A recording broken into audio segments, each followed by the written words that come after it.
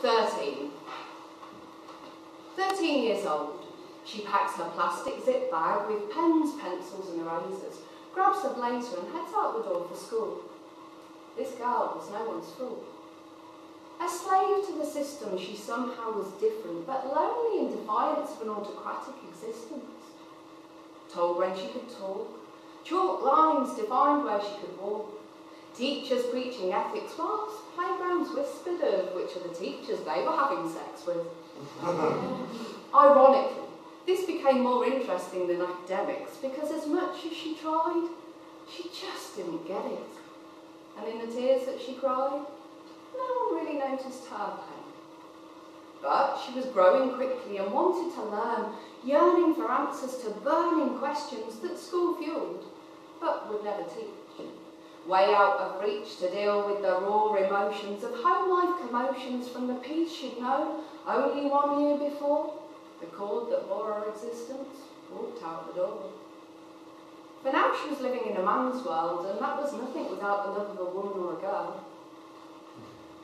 13 years old, she packs a plastic zip bag with black eyeliner, half-empty fag packet, grabs her jacket and heads out the door for school. This girl was no one's fool. But instead of turning right through the gates, already late for a weekly date of mediocrity and table tennis, she took a trip straight down Liberation Alley till she found her other set of mates. It wasn't that she didn't like her friends from school, because she really did, but she'd hung with them all day and was ready to expand her mind in a different kind of way.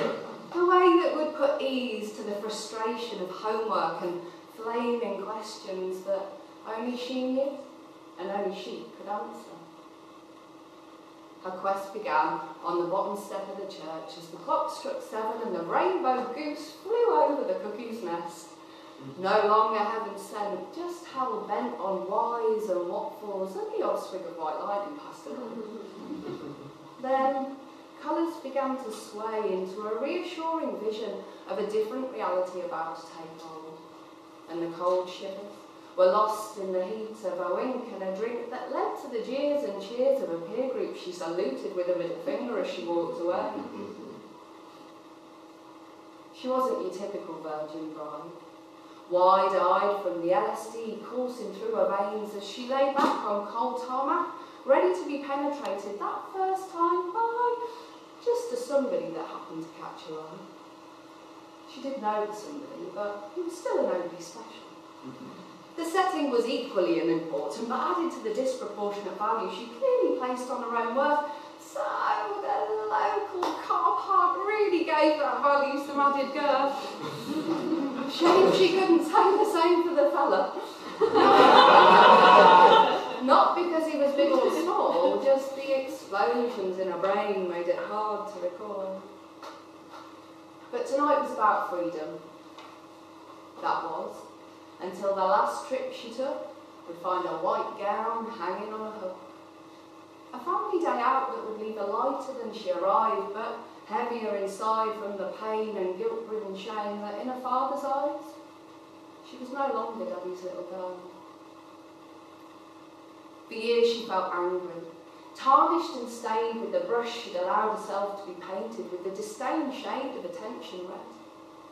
No longer jumping into bed with nobody specials, but still unable to find answers to questions in anyone somebody. Confused and conflicted by the love she was sowing, she projected that rejection without question or knowing, trapped in a perpetual cycle of giving it all away, too keen to please, only for the wheels to come off at breakneck speed and the wounds of her past to once again lay bare on cold tarmac. Patterns of a bygone she could no longer ignore, which left her with absolutely no idea who she was anymore.